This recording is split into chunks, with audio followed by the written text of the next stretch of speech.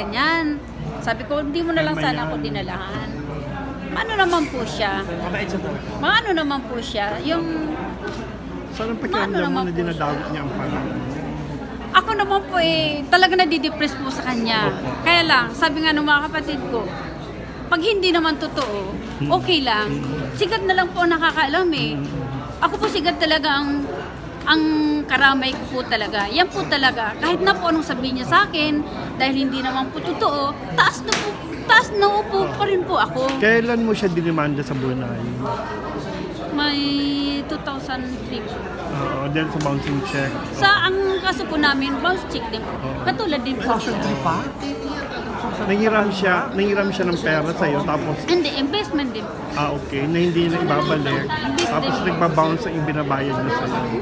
Yung nagbayad nga po siya, kaya lang yung Iyan sinasabi niya sa'yo na ikaw ang kumuha ng pera niya, ikaw yung may utang sa kanya. Kung kinuha ko po ang pera, di sana yung mga cheque, hindi po nag-bounce. Di po ba? Oo. So handa mo siyang harapin. Palis na po ako eh. Ako sa akin wala na akong ano po dito kasi hindi naman ako based dito eh. Ang base ko po kasi sa Brunei. So medyo mahirap na uwi ako dito kasi syempre nandun yung mga anak ko, nandun yung business ko rin, kailangan ko magtrabaho.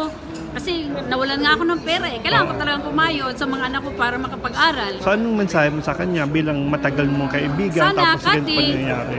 Alam ko naman na mabait ka naman. Sana, mo na lang, iayos mo na lang, isama mo na rin ako. Kasi dati ko naman po kaming magkaibigan, nagkakilala ko po siya.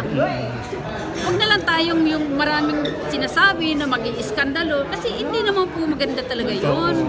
Na yung dadamay ka. Ako lang po, kung ano yung totoo, yun lang naman po ang sinasabi ko.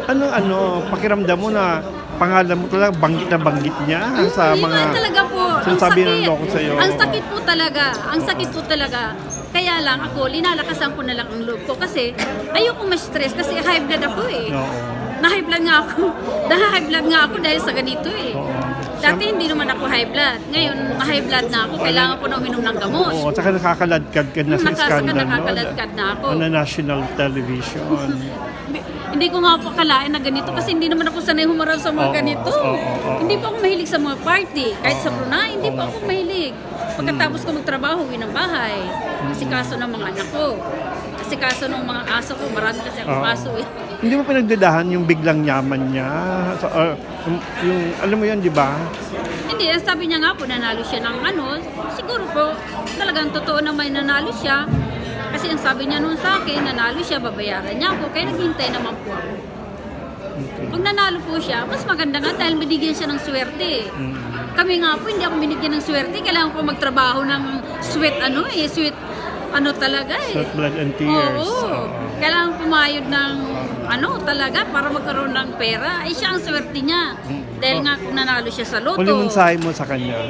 Sana po, Kate, ayoko naman tayong magkaaway, ayoko naman po tayong dati naman tayong magkakilala at naging naman tayo, ayusin na lang natin po ito. Yun lang po. Huwag na tayo magsakitan, huwag na po tayo kung ano-ano pagsasabihin sa kasi ako, ayoko po magsalita ng kasi ayoko na makasakit naman ng tao.